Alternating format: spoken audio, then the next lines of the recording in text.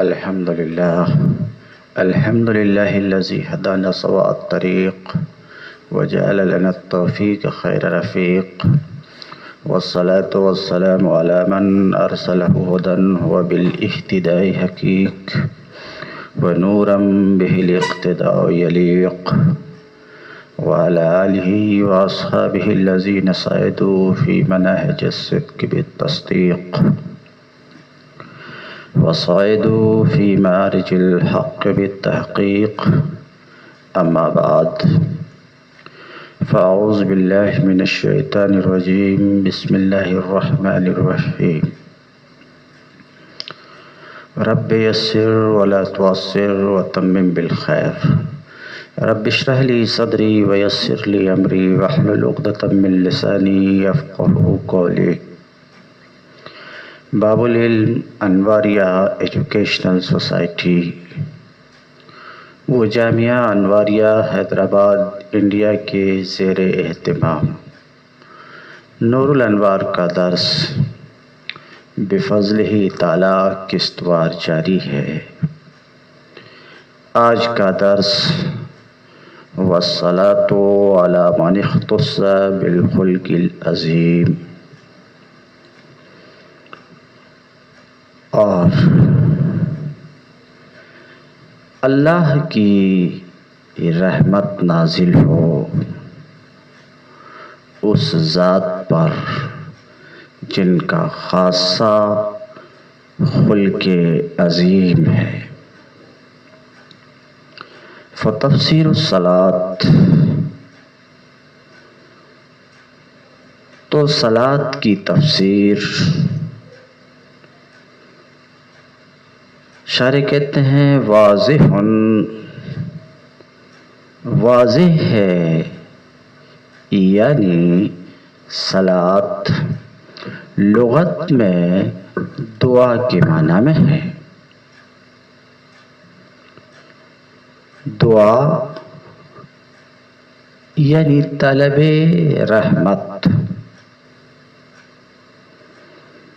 تو از روح لغت کے صلاۃ طلب رحمت کے معنی میں ہے، یعنی طلب رحمت یہ صلاۃ کی حقیقت ہے، صلاۃ حقیقت ہے طلب رحمت میں۔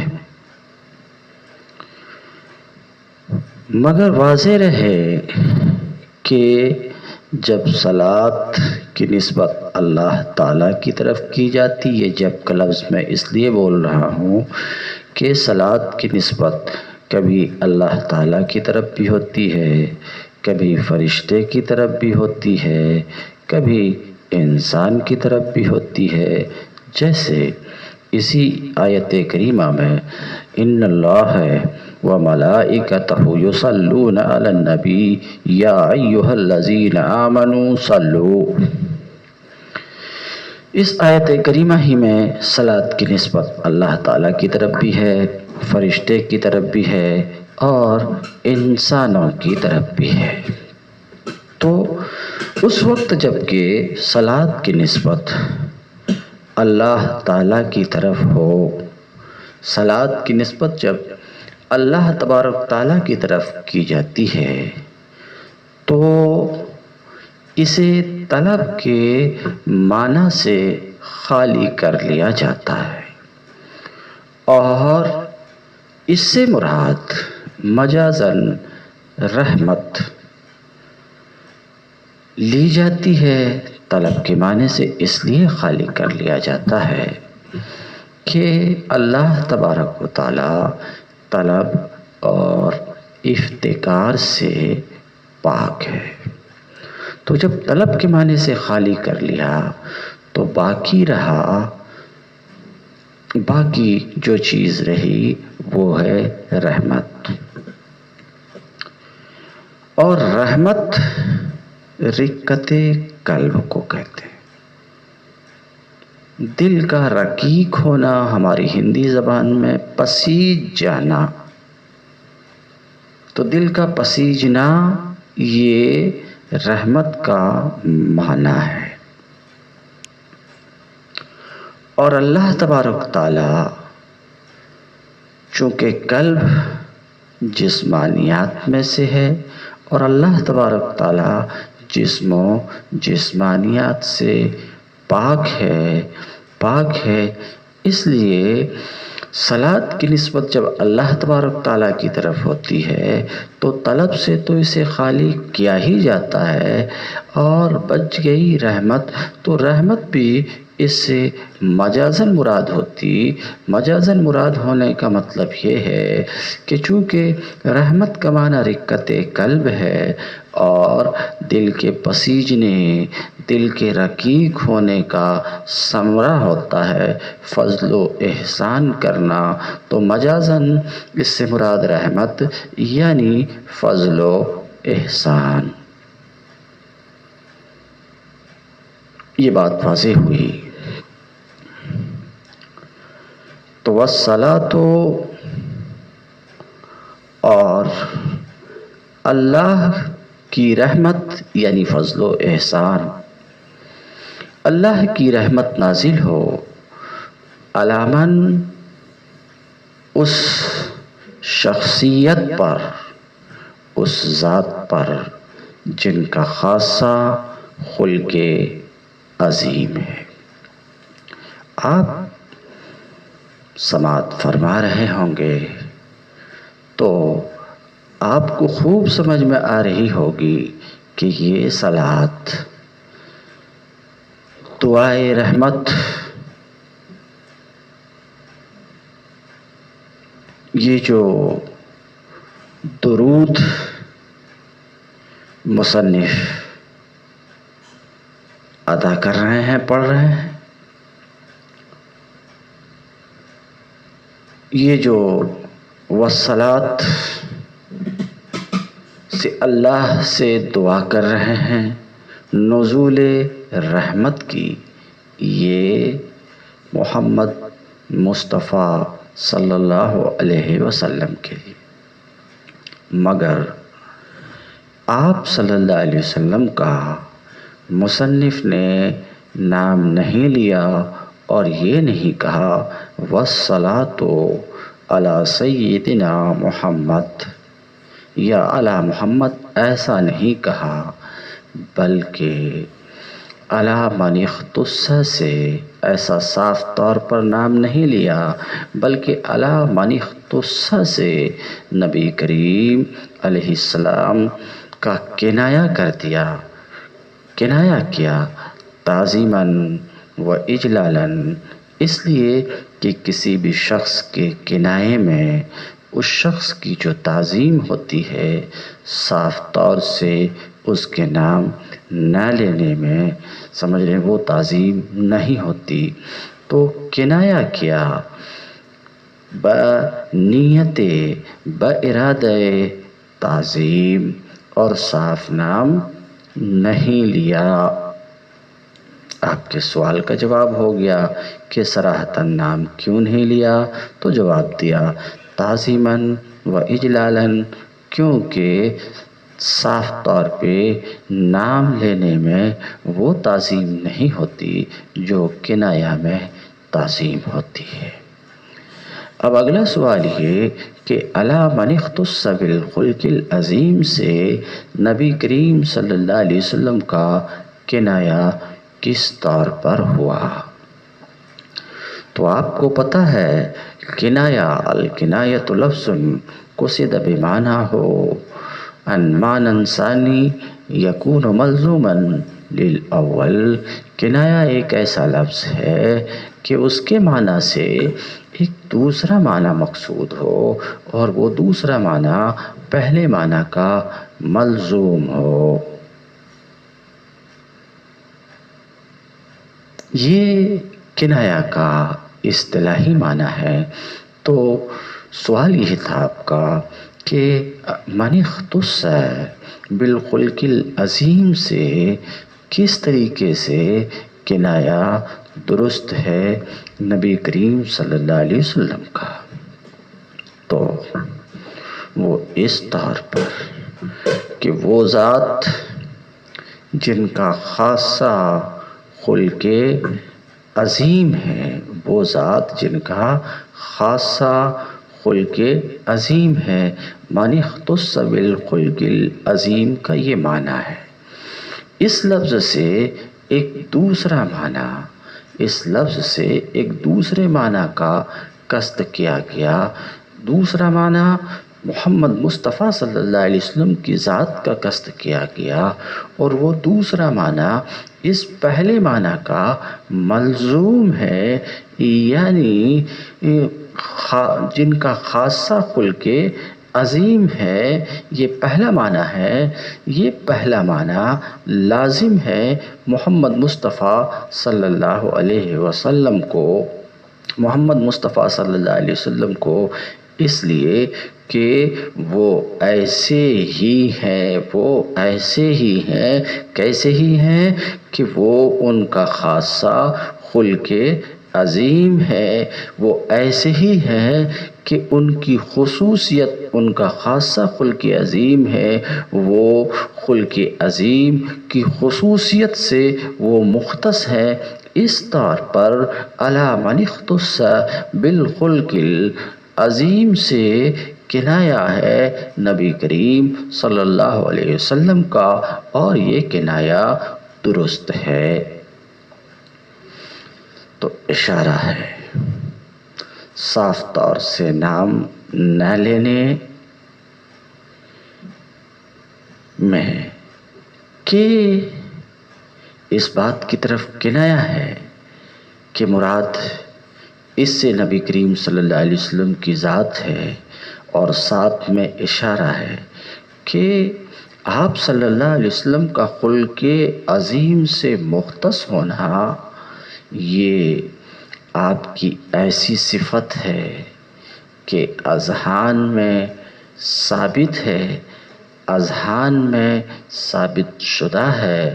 تو نام نہ لے کر کے اس صفت کو ذکر کر کے اس بات کی طرف بھی اشارہ کرنا ہے کہ یہ تو ایسے ہی ہوا جیسے کہ صاف طور پر نام لے لیا گیا، کیونکہ ذہن میں یہ بات بیٹھی ہوئی ہے کہ وہ ایسے ہی ہیں۔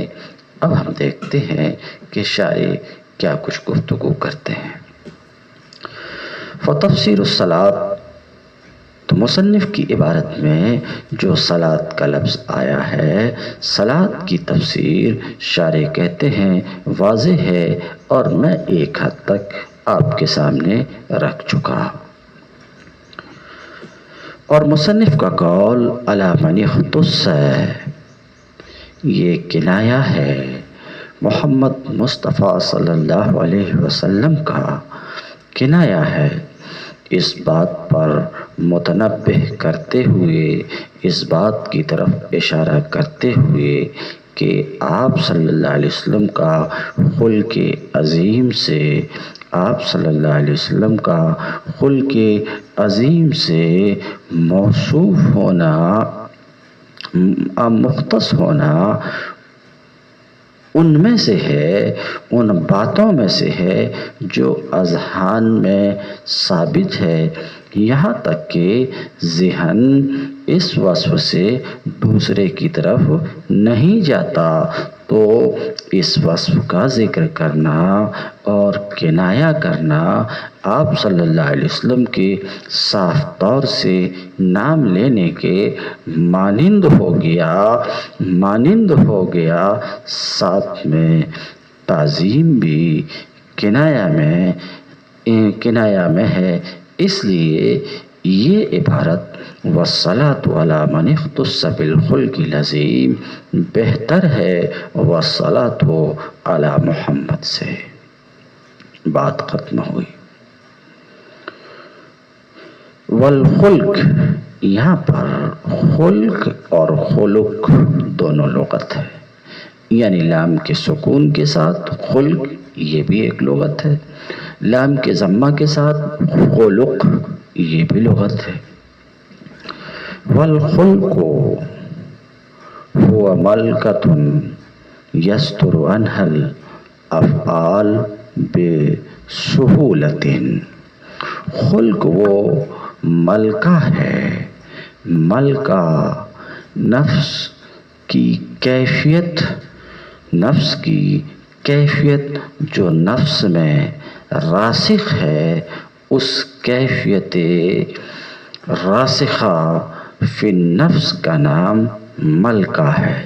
تو خلق وہ ملکہ ہے جس سے افعال آسانی سے صدور ہوتے ہیں، صادر ہوتے ہیں. بہرحال آپ خلق عظیم آپ صلی اللہ علیہ وسلم کا خاصہ ہے. یہ بات بھی معلوم ہوئی.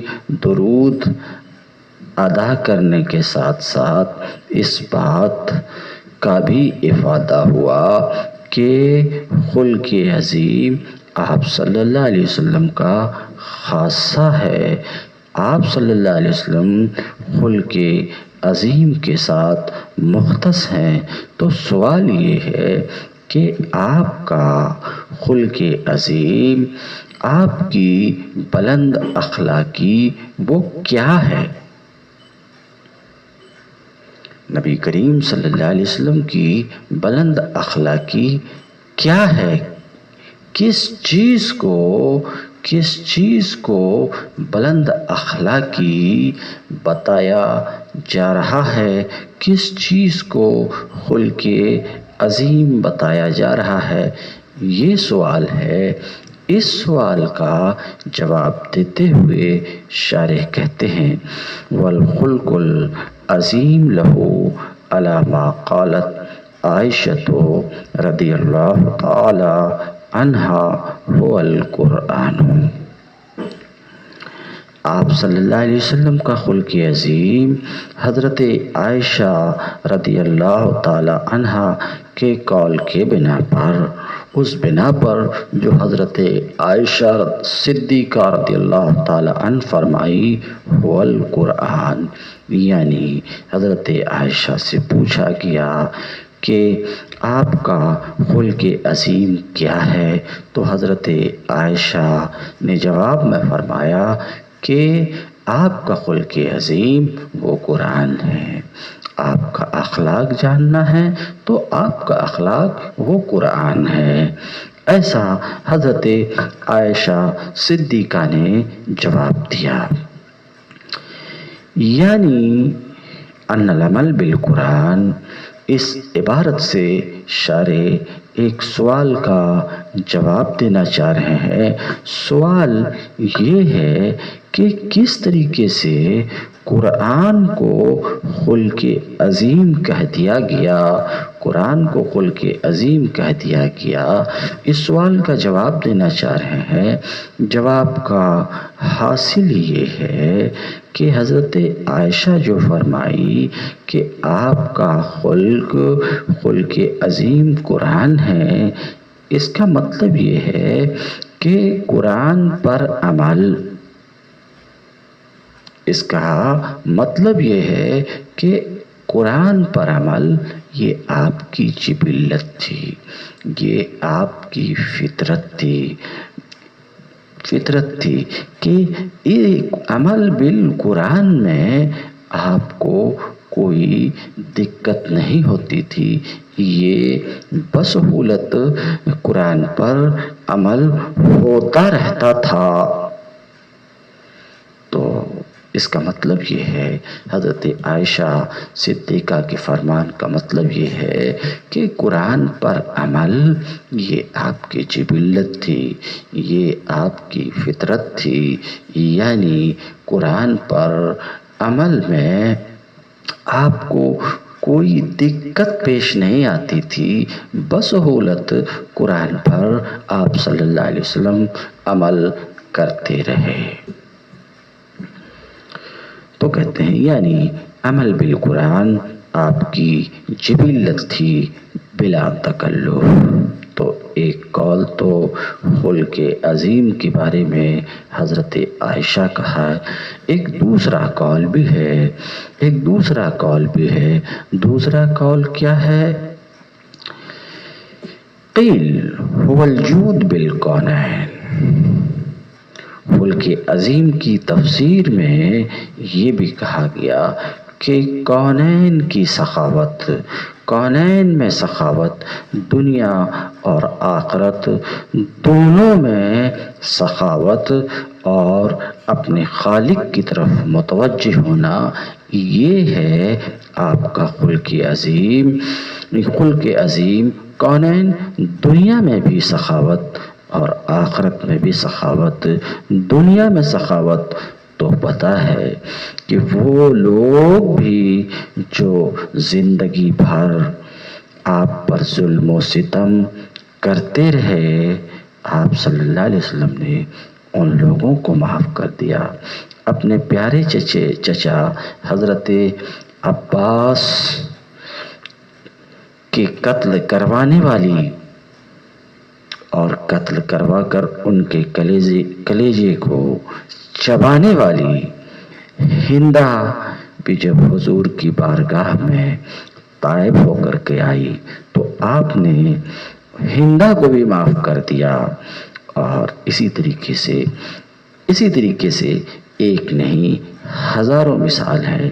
ابو سفیان جو اسلام کی عداوت میں زندگی بھر پیش رہا، مگر جب وہ حضور کی بارگاہ میں حاضر کیا گیا اور ندامت کے ساتھ حاضر ہوا تو حضور نے اسے بھی معاف کر دیا۔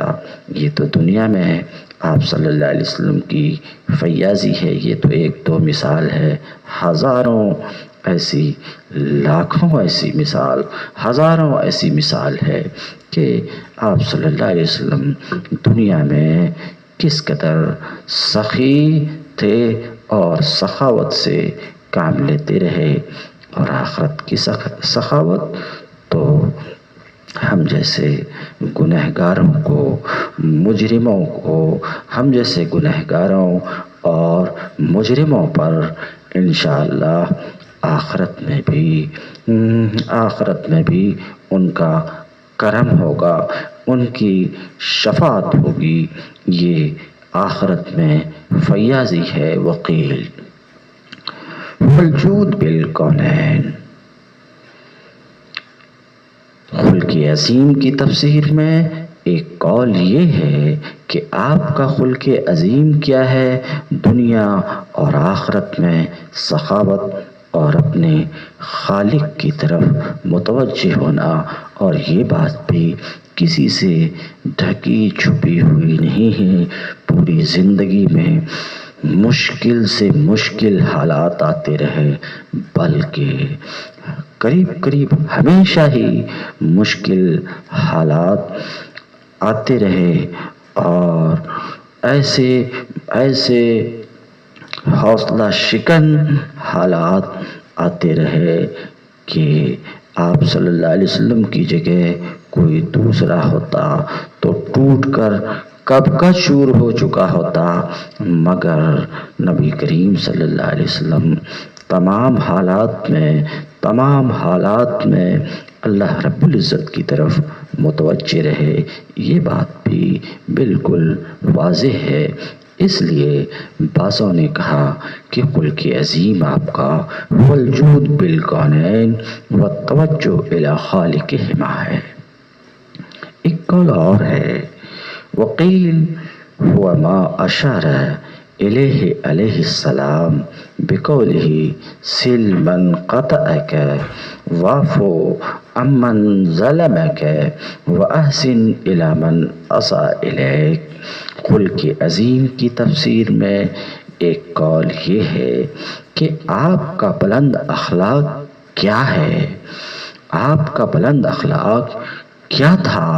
تو کہتے ہیں آپ کا خلق عظیم وہی ہے جس کی طرف آپ صلی اللہ علیہ وسلم نے خود اشارہ فرمایا اپنے اس قول سے، سل من قطعک وصل یصل وصلا وصلتا۔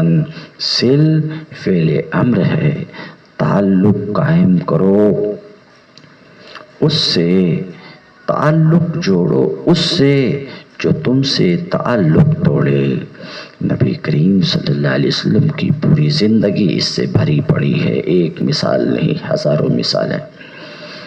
تو آپ صلی اللہ علیہ وسلم نے کیا فرمایا، کیا حکم دیا ہم جیسے ہر ایک مومن کو؟ تعلق جوڑو اس سے جو تم سے تعلق توڑے۔ مولا ہم سب کو ان سب سے تعلق جوڑنے کی توفیق عطا فرما، اپنے حبیب کے صدقہ اور طفیل سے جو ہم سے تعلق توڑے۔ تو آپ صلی اللہ علیہ وسلم نے فرمایا سل من قطعک، تعلق جوڑو اس سے جو تم سے تعلق توڑے، واعفو عمن ظلمک، اور معاف کرو اس کو جو تمہارے اوپر ظلم کرے۔ نبی کریم صلی اللہ علیہ وسلم کی زندگی میں بے پناہ ایسی مثالیں ہیں۔ ابھی اس سے پہلے میں ذکر کر چکا، ہندا کو بھی معاف کر دیا، ابو سفیان کو بھی معاف کر دیا، اور پتہ نہیں کتنے بڑے بڑے مجرموں کو آپ نے معاف کر دیا۔ تو یہ باتیں آپ صلی اللہ علیہ وسلم میں بدرجہ عتم موجود تھی۔ یہی آپ کا خلق عظیم ہے۔ ایک قول کی روشنی میں وَأَحْسِنْ إِلَىٰ مَنْ أَسَاءَ إِلَيْكَ، اور احسان کرو اس پر جو تمہارے ساتھ برا برتاؤ کرے۔ نبی کریم صلی اللہ علیہ وسلم کی زندگی میں یہ وصف بھی نمایاں ہے۔ تو ایک قول یہی ہے کہ آپ کا خلق ایک قول یہ بھی ہے کہ آپ کا خلق عظیم یہ ہے، قطع تعلق کرنے والے سے تعلق قائم کرنا، ظالم کو معاف کرنا اور برا برتاؤ کرنے والے پر احسان کرنا، یہ ہے آپ کا خلق عظیم۔ تو خلق عظیم کے بارے میں اب تک 3 اقوال آپ نے سماعت کیا۔ شارح کہتے ہیں والأصح أن الخلق العظيم هو السلوك إلى ما يرضى عنه الله تعالى والخلق جميعا، وهذا غریب جدا۔ صحیح تر اصح، اس کا مطلب پیچھے جو اقوال ہیں وہ بھی صحیح ہیں۔ درست تر قول خلق عظیم کے بارے میں یہ ہے کہ آپ صلی اللہ علیہ وسلم کا خلق عظیم کیا ہے؟ اس راستے پر چلنا، اس طریقے پر چلنا اور چلتے رہنا جس سے اللہ اور مخلوق دونوں راضی ہوں، یہ ہے خلق عظیم۔ وَهَذَا غَرِيبٌ جِدًّا، اور یہ کہ ایسے راستے پر چلنا، اس طریقے پر چلنا، اس راستے پر گامزن رہنا کہ اس سے اللہ اور مخلوق دونوں خوش ہوں، غریب جدا، یہ بہت نایاب بات ہے، یہ بہت نایاب بات ہے، یہ آپ ہی کا خاصہ ہے۔ وَهُوَ تَلْمِيحٌ إِلَىٰ قَوْلِهِ تَعَالَىٰ، اب شارح کہنا چاہ رہے ہیں مصنف کے قول وَالصَّلَاةُ عَلَىٰ مَنِ اخْتَصَّ بِالْخُلْقِ الْعَظِيمِ، مصنف کے اس قول میں تلمیح ہے۔ پچھلے سبق میں تلمیح بتا چکا ہوں کہ اثناء کلام کسی قصہ یا شعر یا مثل وغیرہ کی طرف اشارہ کا نام تلمیح ہے۔ وَهُوَ تَلْمِيحٌ، مصنف کی اس عبارت میں وَالصَّلَاةُ عَلَىٰ مَنِ اخْتَصَّ بِالْخُلْقِ الْعَظِيمِ تلمیح ہے، اشارہ ہے اللہ تبارک تعالیٰ کے قول وَإِنَّكَ لَعَلَىٰ خُلُقٍ عَظِيمٍ، لَعَلَىٰ خُلُقٍ عَظِيمٍ، اس کی طرف اشارہ ہے۔ اب ایک سوال پیدا ہوتا ہے، سوال یہ ہے کہ مصنف کے اس قول میں والصلاة علی من اختص بالخلق العظیم میں، خلق عظیم میں کس طریقے سے اللہ تبارک تعالیٰ کے قول وَإِنَّكَ لَعَلَىٰ خُلْقٍ عظیم کی طرف اشارہ ہو سکتا، کیونکہ اللہ تبارک تعالیٰ کا قول اِنَّكَ لَعَلَىٰ خُلْقٍ عظیم تو اس بات کو بتا رہا ہے کہ خلق عظیم آپ کی صفت ہے، یہ اس بات کو بتا رہا ہے کہ خلق عظیم سے آپ متصف ہیں، اور صفت کے لیے خاصہ ہونا لازم نہیں ہے، صفت کے لیے خاصہ ہونا لازم نہیں ہے، ہو بھی سکتی ہے نہیں بھی ہو سکتی۔ تو اللہ تعالیٰ کا قول تو صرف اس بات کو بتا رہا ہے کہ خلق عظیم کی صفت سے آپ متصف ہیں، اس بات کو بتا رہا کہ آپ صلی اللہ علیہ وسلم خلق عظیم والے ہیں، اس بات کو تو نہیں بتا رہا ہے کہ خلق عظیم آپ کا خاصہ ہے۔ جب ایسا ہے تو بھلا مصنف کی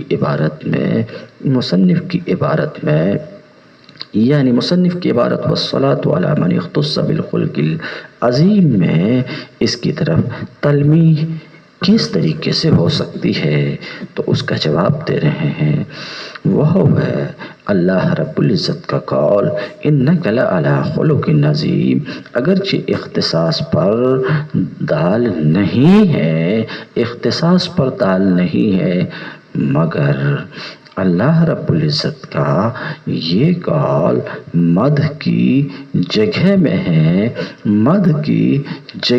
ہے، تو نبی کریم صلی اللہ علیہ وسلم کے ساتھ مختص ہو گیا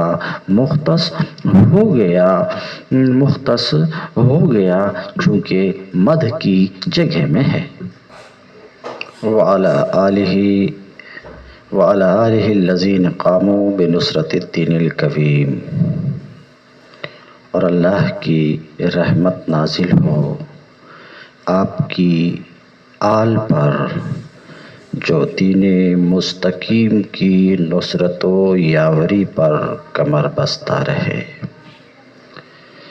مصنف کی یہ عبارت وَعَلَىٰ آلِهِ یہ معطوف ہے، مصنف کی عبارت عَلَىٰ مَنِ اخْتُصَّ ہے، تو عَلَىٰ مَنِ اخْتُصَّ بِالْخُلْقِ الْعَظِيمِ معطوف علیہ، وَعَلَىٰ آلِهِ الَّذِينَ قَامُوا بِنُصْرَةِ الدِّينِ الْقَوِيمِ معطوف علیہ اپنے معطوف سے مل کر ظرف مستقر ہے نازلۃ مقدر کا، پھر پوری ترکیب ہو کر خبر ہے الصلاۃ مبتدا کی، مبتدا اپنی خبر سے مل کر جملہ اسمیہ لفظاً خبریہ معناً انشائیہ معطوفہ ہے۔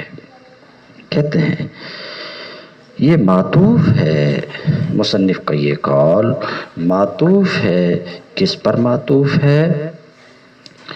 عَلَىٰ مَنِ اخْتُصَّ مصنف کا یہ قول معطوف ہے مصنف کے قول عَلَىٰ مَنِ اخْتُصَّ پر، تو اللہ کی رحمت نازل ہو کن پر؟ آپ کی آل پر جو دین مستقیم کی نصرت و یاوری پر کمر بستہ رہے۔ وَالْآلُ أَهْلُ بَيْتِهِ، اب جو گفتگو شارح کر رہے ہیں اس سے یہ سمجھانا چاہ رہے ہیں کہ یہاں جو دعا کی جا رہی ہے، یہاں جو درود بھیجا جا رہا ہے اور رحمت کی دعا کی جا رہی ہے آل نبی کے لیے، آل نبی سے مراد کون ہے؟ تو شارح کہتے ہیں اہل بیت ہی، آل نبی کون ہے؟ نبی کے اہل بیت ہیں۔ سوال، آل سے اہل کس طریقے سے مراد لیا جا سکتا؟ آل تو اولاد کو کہتے ہیں اور اہل کے معنی والا کی ہے، تو آل سے اہل کس طریقے سے مراد لیا جا سکتا؟ اس کے جواب میں کہیں گے کہ آل اصل میں اہل ہی تھا، ہا کو حمزہ سے بدل دیا اور آل ہوا، ہا کو حمزہ سے بدلا گیا، اور یہ کلام عرب میں شائع اور زائع ہے۔ کیوں بدلا گیا؟ دونوں حرف حلقی ہیں، اس وجہ سے ہا کو حمزہ سے بدلا گیا، اور اس بات کی دلیل اوہیل، جو اس کی تصغیر آل کی تصغیر اویل نہیں آتی ہے، اوہیل آتی ہے، تو اس کی تصغیر کا اوہیل آنا دلیل ہے کہ آل اصل میں اہل تھا، کیونکہ تصغیر اسموں کو اپنے اصل کی طرف لے جاتی ہے۔ تو شارح کہتے ہیں آلو والآلو اور آل نبی کون ہیں؟ نبی کے اہل بیت ہیں۔ اہل بیت یعنی نبی کی ازواج مطہرات ہیں۔ جلالین میں یہی تفسیر کی گئی ہے اہل بیت کی۔ تو آل سے مراد یا تو اہل بیت ہے، یا آل سے مراد اطرتہ نبی کریم صلی اللہ علیہ وسلم کی اولاد ہے، یا آل سے مراد ہر پرہیزگار مومن ہے۔ کہتے ہیں ہر پرہیزگار آل نبی یعنی نبی پر ایمان رکھنے والا پرہیزگار شخص یعنی ہر پرہیزگار مومن۔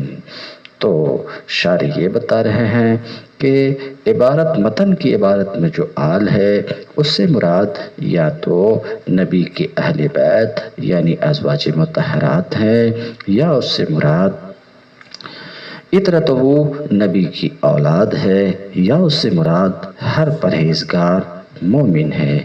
وَهُوَ الْأَنْسَبُ ہونا متن کی عبارت میں تیسرا معنی مراد لیا جانا زیادہ مناسب ہے۔ کیوں زیادہ مناسب ہے؟ کہتے ہیں لأن المصنف لم يتعرض لذکر الاصحاب فی الصلاۃ، یہ تیسرا معنی مراد لیا جانا زیادہ مناسب کے لفظ میں انسب کے لفظ سے شارح اس بات کی طرف بھی اشارہ کر رہے ہیں کہ پہلا معنی مراد لیا جانا بھی صحیح ہے، دوسرا معنی مراد لیا جانا بھی صحیح ہے، مگر زیادہ مناسب یہاں پر تیسرا معنی مراد لیا جانا ہے۔ کیوں؟ اس لیے کہ مصنف نے اصحاب کے ذکر کو صلاۃ میں پیش نہیں کیا، اصحاب کا ذکر نہیں کیا، تو یہ تیسرا معنی مراد لیں گے، تو تیسرا معنی ہر پرہیزگار مومن، اس میں اہل بیت بھی داخل ہوں گے، آل نبی بھی داخل ہوں گے، اور صحابہ بھی اس میں داخل ہوں گے۔ اس طور پر بھی کہ یہ جامع ہے، اشمل ہے، یہ تیسرا معنی یہاں مراد لیا جانا زیادہ مناسب ہے۔ فَكَانَ الْأَوْلَى هُوَ التَّعْمِيمُ، تو بہتر تعمیم ہی ہے، یعنی تیسرا معنی مراد لیا جانا۔ کیونکہ یہ عام ہے تینوں کو یعنی نبی کی ازواج مطہرات کو بھی، اولاد کو بھی، اور صحابی کو بھی۔ متن کی عبارت میں ایک لفظ آیا ہے دین، وعلی آلہ الذین قاموا بنصرۃ الدین القویم۔ دین کسے کہتے ہیں؟ تو دین کی تعریف کر رہے ہیں ہوا وضع الہی ای موضوع من الالہ، دین وہ امر ہے دین وہ چیز ہے جو اللہ تعالیٰ کی طرف سے وضع کی گئی ہے، دین وہ طریقہ ہے، دین وہ بات ہے جو اللہ تعالیٰ کی طرف سے وضع کی گئی ہے۔ سائق لذوی العقول باختیارہم المحمود الی الخیر بالذات، اللہ تعالیٰ کی طرف سے وضع کیا ہوا وہ طریقہ ہے جو عقل مندوں کو خیر بالذات کے اپنانے پر ابھارتا ہے، رغبت دلاتا ہے۔ کیوں؟ اس لیے کہ وہ محمود ہے۔ وہ یشمل العقائد والاعمال، اور دین یہ عقائد کو بھی شامل ہے، اعمال کو بھی شامل ہے۔ تو دین کی تعریف آپ نے سنا، کہتے ہیں وَيُطْلَقُ عَلَى كُلِّ دین، دین کا لفظ ہر ایک دین پر بولا جاتا ہے، ہر ایک دین، موسیٰ کے دین پر بھی، عیسیٰ کے دین پر بھی، ہر ایک دین پر دین بولا جاتا ہے، مگر اسلام کی جہاں تک بات ہے تو اسلام نبی کریم صلی اللہ علیہ وسلم کے خاص دین پر بولا جاتا ہے۔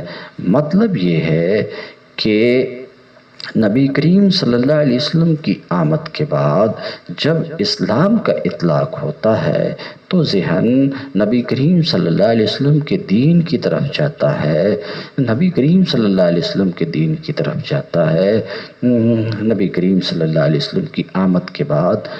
ورنہ تو موسیٰ کا دین بھی اسلام تھا، عیسیٰ کا دین بھی اسلام تھا، اور ابراہیم و اسماعیل، اسحاق و یعقوب، نوح و آدم، سب کا دین ہمیشہ سے ایک ہی دین اور وہ اسلام تھا۔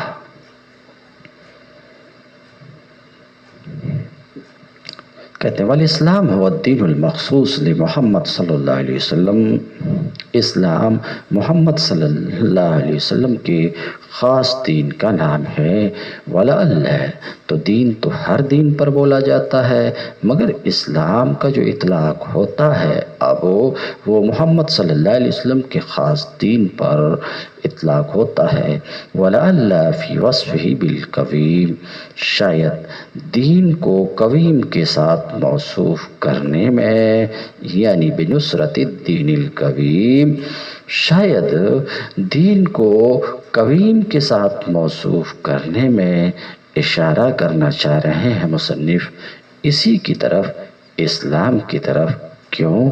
لأن دین الاسلام هو الموصوف بالاستقامہ، اس لیے کہ دین اسلام کیا اشارہ کرنا چاہ رہے ہیں کہ دین سے یہاں پر مراد دین اسلام ہے، اس لیے کہ دین اسلام ہی استقامت سے موصوف ہے۔ ثم اعلم ان اصول الفقہ له حد اضافی وحد لقبی وغایت وموضوع۔ اس عبارت کے ذریعے سے، بعد خطبہ کے اس عبارت کے ذریعے سے شارح اس بات کی طرف اشارہ کرنا چاہ رہے ہیں، شارح اس بات کی طرف اشارہ کرنا چاہ رہے ہیں کہ شارح فی علم، کسی بھی علم کے شروع کرنے والے کو اس علم کے شروع کرنے سے پہلے، اس علم کے شروع کرنے سے پہلے علم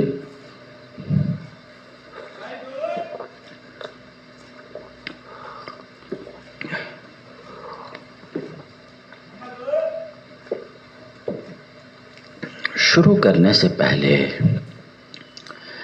علم کا تصور بوجہ ما، اور اس علم کے موضوع کی تصدیق، اور اس علم کے فائدہ کی تصدیق ہونا ہی چاہیے کہ اس کے بغیر علم کا شروع کرنا، تصور بوجہ ما، تصدیق بفائدۃ ما، ان کے بغیر علم کا شروع کرنا ہی محال ہے، ورنہ لازم آئے گا کہ شارع شروع کرنے والا طالب مجہول مطلق ہو اور منہمک عبث ہو۔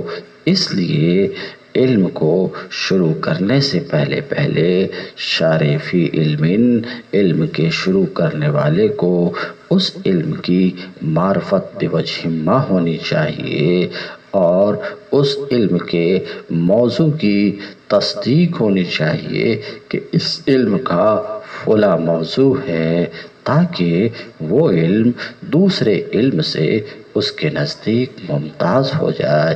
اسی طریقے سے فائدہ کی بھی تصدیق ہونی چاہیے، ورنہ اس کا یہ فعل عبث ہو کر رہ جائے گا دنیا کی نظر میں اور فی الواقع بھی۔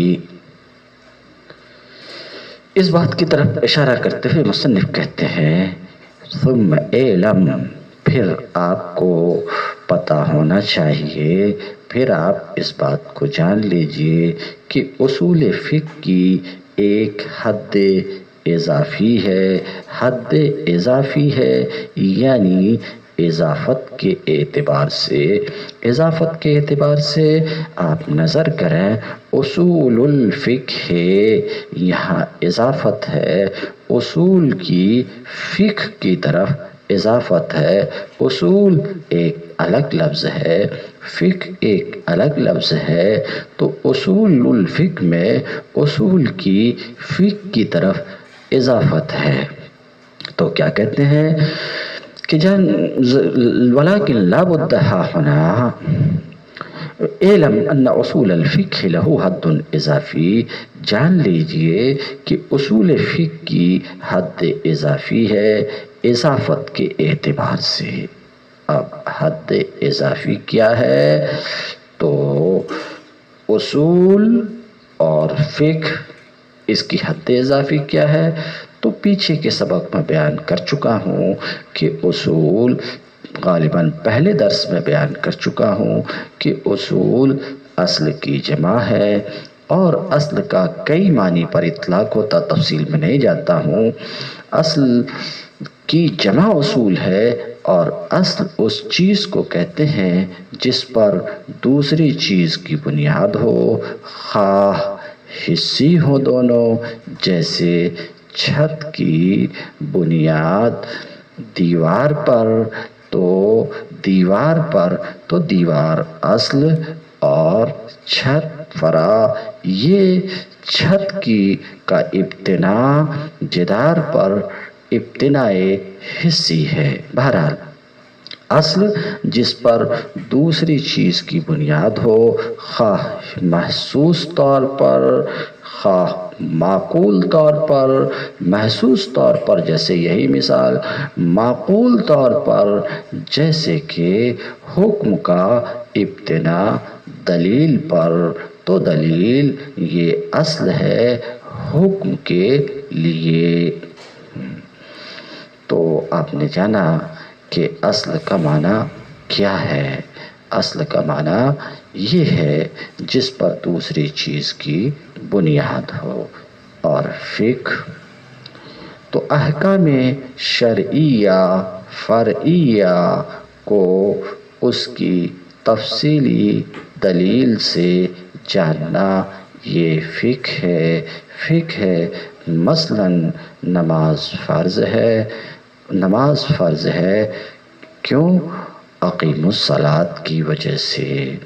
روزہ زکوٰۃ فرض ہے، اللہ تعالیٰ کے قول آتوا الزکوٰۃ کی وجہ سے مثال دے رہا ہوں۔ تو فقہ احکام شرعیہ فرعیہ کو اس کی تفصیلی دلیل سے جاننے کا نام ہے۔ یہ رہی اصول فقہ کی حد اضافی۔ تو کہتے ہیں اصول فقہ اعلم ان اصول الفقہ لہ حد اضافی، آپ جان لیں کہ اصول فقہ کی ایک حد اضافی ہے، یعنی اضافت کے اعتبار سے وحد لقبی اور اصول فقہ کی حد لقبی ہے، حد لقبی ہے، یعنی اس اعتبار سے کہ یہ اصول فقہ ایک خاص علم کا نام ہے، جیسے نحو ایک خاص علم کا نام ہے، صرف ایک خاص علم کا نام ہے، طب ایک خاص علم کا نام ہے، اسی طریقے سے اصول فقہ بھی ایک خاص علم کا لقب اور نام ہے۔ تو اصول فقہ کی ایک تو حد اضافی ہے جو گزری، اور ایک حد لقبی ہے اس اعتبار سے کہ ایک خاص علم کا یہ لقب ہے، اور وہ حد لقبی آنا چاہتی ہے شارع کی زبانی، اور میں اس کو بیان کر چکا ہوں۔ وہ کیا ہے؟ علم باصول، ایسے قوانین کے علم کو کہتے ہیں جن سے فقہ تک پہنچا جا سکے، ان قواعد کے علم کو کہتے ہیں جن قواعد سے فقہ تک رسائی ہو، یہ اصول فقہ کی حد لقبی ہے۔ تو کہتے ہیں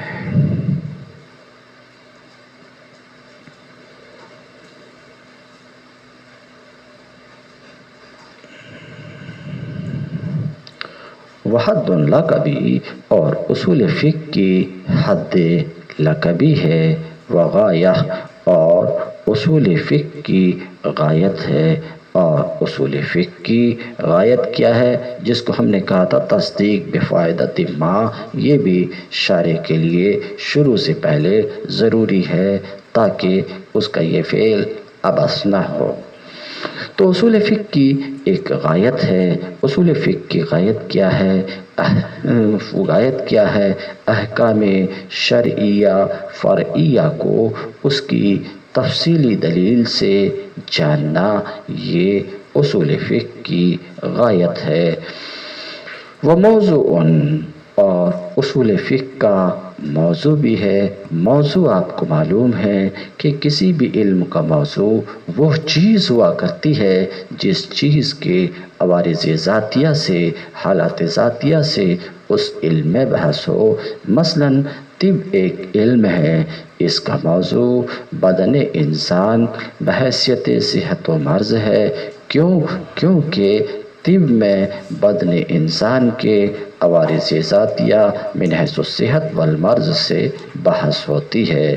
تو کسی بھی علم کا موضوع وہ چیز ہوتی ہے جس کے عوارض ذاتیہ سے اس علم میں بحث ہو، تو ظاہر سی بات ہے اصول فقہ کا موضوع وہ چیز ہوگی جس کے عوارض ذاتیہ سے اصول فقہ میں بحث ہو۔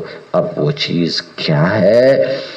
تو مذہب مختار پر شارح کے نزدیک ادلہ و احکام ہے، گفتگو کروں گا ابھی شارح کے نزدیک، مگر عام اصولین کے نزدیک صرف ادلہ شرعیہ یعنی کتاب، سنت، اجماع امت، قیاس، یہ اصول فقہ کا موضوع ہے۔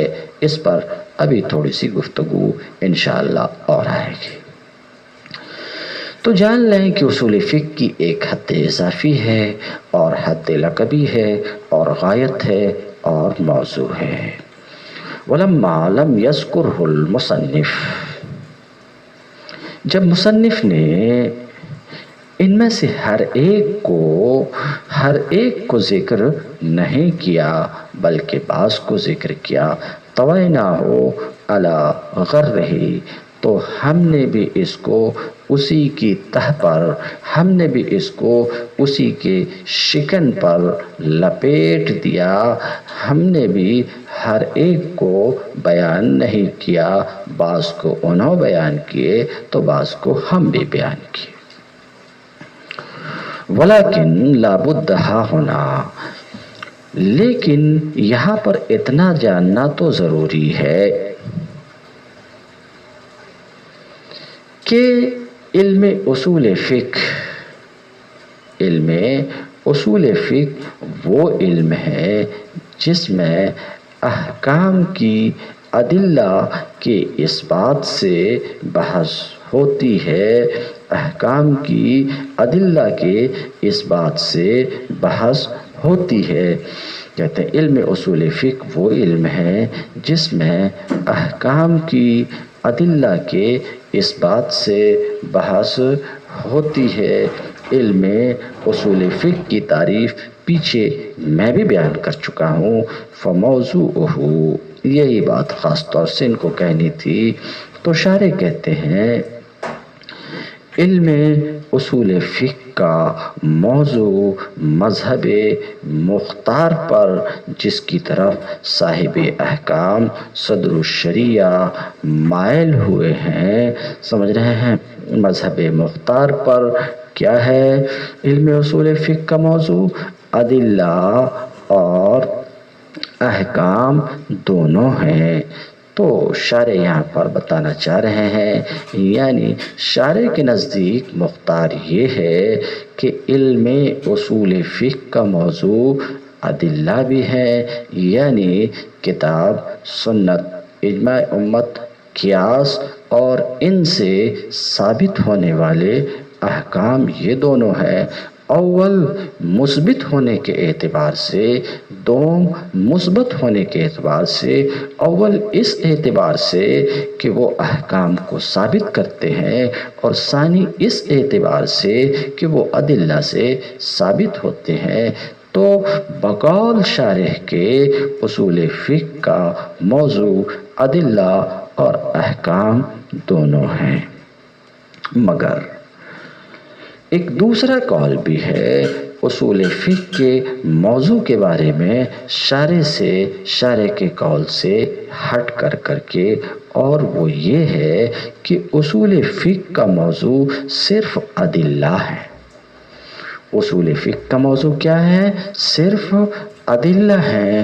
ہاں، اصول فقہ میں جو احکام مذکور ہوتے ہیں، احکام ذکر کیے جاتے ہیں، تو یہ طبعاً ذکر کیے جاتے ہیں، اس لیے کہ ہر ماہر فن کے نزدیک یہ بات واضح ہے کہ اصولی دلیل کی دلالت کے اعتبار سے بحث کرتا، یعنی اصول فقہ میں بحث اس اعتبار سے ہوتی ہے کہ ایک دلیل کسی حکم پر کس طریقے سے دلالت کر رہی ہے، مثال کے طور پر عبارہ کے طریقے پہ، اشارہ کے طریقے پہ، دلالت کے طریقے پر، اقتضاء کے طریقے پر، مثال کے طور پہ۔ تو اصول فقہ میں دلیل کی دلالت کے اعتبار سے بحث ہوتی، یعنی اس اعتبار سے بحث ہوتی کہ یہ دلیل کس اعتبار سے دلالت کر رہی ہے اپنے مدلول پر، اس اعتبار سے بحث ہوتی ہے۔ اور ظاہر ہے کہ دلالت یہ دلیل کی حالت ہے، دلالت دلیل کی صفت ہے، حکم کی صفت نہیں ہے، حکم کی صفت نہیں ہے۔ تو پھر تو اصول فقہ کا موضوع صرف ادلہ رہے، ادلہ ہیں، نہ کہ ادلہ اور احکام دونوں۔ کیونکہ اگر یہ کہا جائے کہ احکام بھی موضوع ہیں اس لیے کہ وہ ادلہ سے ثابت ہیں، پھر تو یہ بھی کہنا چاہیے کہ مکلف اور مجتہد بھی موضوع ہیں، کیونکہ یہ بھی اصول فقہ میں ذکر کیے جاتے ہیں، اس اعتبار سے کہ ان سے بھی احکام متعلق ہوتے ہیں۔ پھر یہ بھی کہنا چاہیے، صرف اس پر اکتفا نہیں کرنا چاہیے کہ اصول فقہ کا موضوع ادلہ اور احکام ہے، بلکہ کہنا چاہیے کہ اصول فقہ کا موضوع ادلہ احکام، مکلف، مجتہد، کیونکہ ان سب کا ذکر اصول فقہ میں ہوتا تو میں عرض کر چکا ہوں ظاہر ہے ایسا نہیں ہے، ان کا ذکر ضمناً طبعاً بذات نہیں ہوتا۔ اس لیے اصول فقہ کا موضوع ادلہ ہے، نہ کہ ادلہ و احکام دونوں۔ عام اصولیین کا یہی مذہب ہے، مگر صاحب احکام کا وہ مذہب ہے جو شارح کے نزدیک مختار ہے، اس لیے شارح ایسا کہتے ہیں۔ کیسا کہتے ہیں؟ فَمَوْضُوعُهُ عَلَى الْمُخْتَارِ هُوَ الْأَدِلَّةُ وَالْأَحْكَامُ جَمِيعًا۔ تو اصول فقہ کا موضوع مذہب مختار پر ادلہ اور احکام دونوں ہیں۔ اصول فقہ کا موضوع مذہب مختار پر ادلہ اور احکام دونوں ہیں۔ اول، یہ شارح کا کہنا ہے، اول یعنی ادلہ اس اعتبار سے کہ وہ احکام کو ثابت کرنے والے ہیں، اور دوم اس اعتبار سے کہ وہ یعنی احکام ثابت ہوتے ہیں ادلہ سے۔ والمصنف ذکر احوال الادلہ فی صدر الکتاب و احوال الاحکام فی آخرہ۔ شارح کو مصنف سے ایسا لگتا ہے کہ کچھ ناراضگی ہے کہ جب دونوں ہی موضوع ہیں تو دونوں کو ایک ساتھ ذکر کیا جانا چاہیے، مگر مصنف نے ادلہ کے احوال کو کتاب کے شروع میں اور احکام کے احوال کو کتاب کے آخر میں ذکر کیا، شاید اس لیے کہ ادلہ اصل ہیں اور احکام ادلہ کے فروع میں سے ہیں، تو فروع کو تو آخر میں آنا ہی چاہیے۔ مصنف نے ادلہ اور احکام، ادلہ کے احوال کو کتاب کے شروع میں اور احکام کے احوال کو کتاب کے آخر میں ذکر کیا ہے۔ ادلہ کے احوال سے فارغ ہونے کے بعد تم الدرس اليوم، وآخر دعوانا ان الحمد للہ رب العالمین۔